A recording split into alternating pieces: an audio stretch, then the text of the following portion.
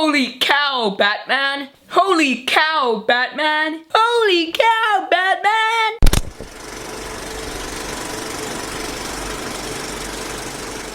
Hey guys, and welcome back to another episode of Movie Buff Channel Show. Today, what we're reviewing is Gotham. Okay, so the premise of Gotham is it's following Detective James Gordon in the earlier years. Never really says where it takes place, but it's supposed to take place when Bruce Wayne was a kid, because we see him as a kid. Now, Gotham has a lot of potential. I think that it's really cool. It's setting up a lot of major Batman villains.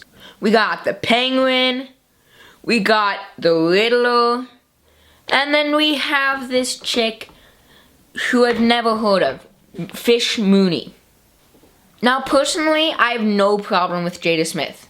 Not Jaden Smith, Jada Smith, who plays Fish Mooney in the show. But for some reason, in this particular setting, she bugs the out of me. I don't know why. I really have no idea. Something about her. She makes up an accent. I have no idea what the accent is. I know you're probably gonna type in the comments, it's no Scandinavian accent, Connor, so you're wrong. Well, I couldn't place it, and I don't know, it just kind of pissed me off. Having said that, let's move on to the show. A lot of people are getting mad at the show for doing so much not subtle Easter eggs, like, you know, having the Riddler literally talking riddles the whole time, and having the Penguin be called Penguin, and having Selena Kyle be called Cat.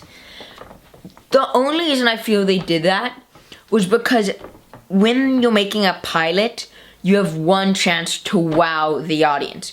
So, in order to get the show made, they need to make a really good pilot. So they wanted to show all these different characters. They didn't want to make it subtle, because then people would be like, where's all the characters? Before it was put on air, and then it would not be a show. But having said that, I would have liked it to be more subtle. For example, instead of Selena Kyle wearing a leather jacket and like tight leather pants, maybe she just wears a jacket and some jeans, and she steals milk, and maybe once in a while there's Cat, and she's called S. Don't call her Cat. Another example is the Riddler. Maybe once in a while they do quick throwaway to his name. And one that makes me the most angry is Poison Ivy. They open the door and like, what's your name? Ivy. Your name's not Ivy. It's Pamela.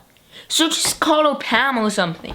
Then that's a good Easter egg. I honestly love the person who plays Detective Gordon, because he's a really cool character. He kind of brings the dark undertone to the show. Overall, the show is a bit campy, and I really want to see them get rid of that. I want them to go into full-on Dark Knight kind of stuff. But he's really good. And his partner, Harvey Bullock, he's a bad guy, but he's not like killing babies with the saddle shovel. I don't know why that would be evil. It just seems evil. Anyway, he's not that evil, but he is a bad guy, and he does kind of go with the mob, and you know, he's corrupt. Another thing they actually did really well was showing subtle signs of who might be the Joker. Like, for example, when Mrs. Bad Lady, who I said I didn't like, Fish Mooney, is on a call, there's a stand-up comedian who's not doing so well, and I don't know, maybe he's the Joker. They didn't say anything about him. And there was a storyline in which the Joker starts as a comedian. Another group of people I want to talk about are, I believe they're the doll makers. You know, the guy who was shot down in Pulp Fiction, and some other girl. Looks very familiar, don't know what she's from.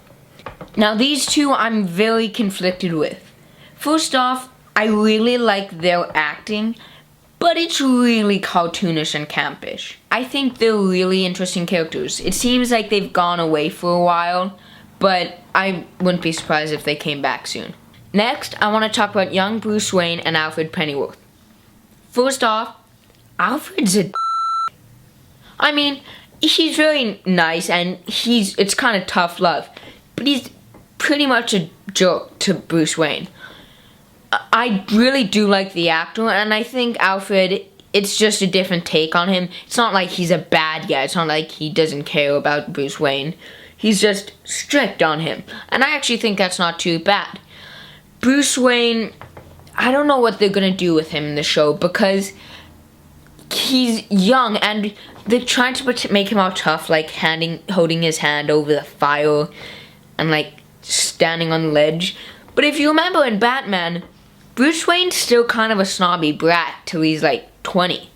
So I don't know what they're gonna do with him because he can't develop any follow. It's not like he's gonna become the Batman when he's 13. Maybe they'll do a specific take where Selena Kyle kind of trains him and I don't know. But it's a very good show. And I really do like it. As I said, there's a lot of potential, but it's covered up a bit with camp. I'm definitely gonna keep watching this show. I recommend it to you guys. Lastly, I'd like to give a special shout out to the Bacon King. It's a cool YouTube channel who's a fan of mine, and I just wanted to give him a shout out. He's really good. He plays games and he videotapes his face and integrates them together. He's really cool. I'll leave the link to his channel in the description so you guys can go check it out. Personally, I want to see young Bruce Wayne do the Batman voice. Guys, God, where are the drugs?